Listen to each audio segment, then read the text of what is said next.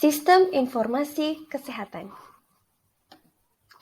Terima kasih. Pada kesempatan kali ini kita akan membahas mengenai sistem informasi kesehatan. Sebelumnya, perkenalkan nama saya Nurbaitila Basri Awali, selaku mahasiswi aktif Fakultas Kesehatan Masyarakat Universitas Samratulangi. Teman-teman sekalian, kali ini kita akan membahas mengenai sistem informasi kesehatan. Apa sih sistem informasi kesehatan itu?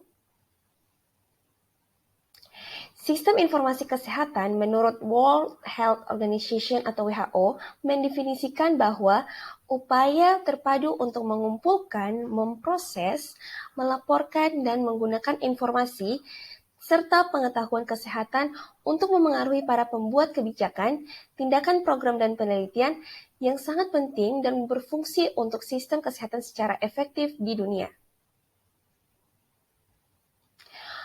Kira-kira teman-teman tahu nggak sih apa itu fungsi sistem informasi kesehatan?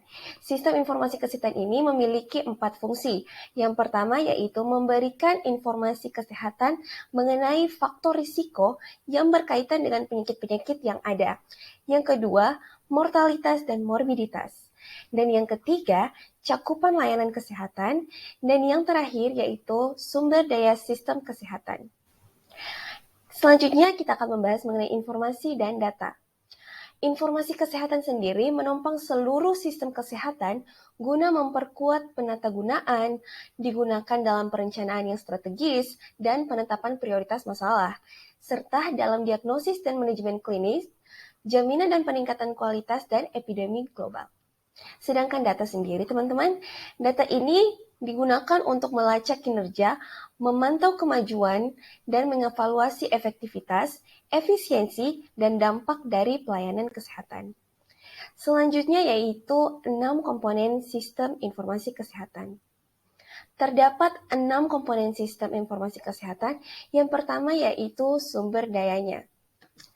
Yang pertama ya tadi itu saya sebutkan sumber dayanya, yang dimana contohnya seperti staf yang terlatih, keuangan, dukungan logistik, dan teknologi khusus konteks. Sumber daya atau masukan ini harus ditempatkan dalam kerangka legislatif, peraturan, dan perencanaan yang lebih luas di suatu negara, terutama pada sistem kesehatannya. Yang kedua yaitu indikator. Dasar dari rencana strategis sistem informasi kesehatan ini harus mencakup seperangkat indikator inti dan target terkait yang dapat memberikan gambaran tentang determinan kesehatan, kondisi sistem kesehatan, dan status kesehatan penduduk. Dan yang ketiga yaitu sumber data. Contohnya seperti pencatatan sipil, pencatatan vital, contohnya seperti tadi yang sempat saya sebutkan mengenai morbiditas dan morbilitas. Sensus dan survei, catatan medis, catatan layanan dan pelacakan keuangan dan sumber daya. Yang keempat yaitu manajemen data, contohnya termasuk dalam pengumpulan, penyimpanan, kualitas, aliran, pemprosesan, komplikasi, dan analisis data. Dan yang kelima yaitu produk informasi, contohnya seperti transformasi data menjadi informasi, dan oleh karena itu menjadi alat untuk pengambilan keputusan yang berbasis bukti yang akan mengarah pada peningkatan kesehatan. Dan yang terakhir yaitu diseminasi dan penggunaan, contohnya yaitu untuk meningkatkan nilai informasi kesehatan dengan membuatnya dapat diakses oleh pengambil keputusan dan memberikan insentif untuk penggunaan informasi kesehatan. Selanjutnya yaitu masalah dan tantangan.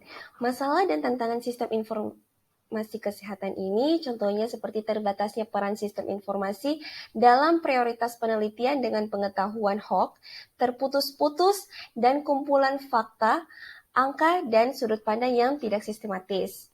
Salah satu masalah dan tantangan yang ada dalam sistem informasi kesehatan sendiri yaitu dengan masalah data. Data yang dihasilkan tidak diproses, ketika tidak diproses, tidak dianalisis, ketika tidak dianalisis, tidak dibaca, sesudah tidak dibaca, tidak digunakan, dan tidak untuk ditindaklanjuti. Selanjutnya yaitu hal-hal yang dibutuhkan untuk memperkuat sistem informasi kesehatan. Yang pertama yaitu kepemimpinan dan kepemilikan negara guna mengadvokasi dan memimpin perubahan berkelanjutan. Yang kedua, responsif terhadap kebutuhan dan tuntunan negara. Yang ketiga, membangun inisiatif yang ada. Dan yang keempat yaitu mendukung proses bertahap dengan tujuan yang panjang. Terima kasih. Sekian dari saya dan salam sehat.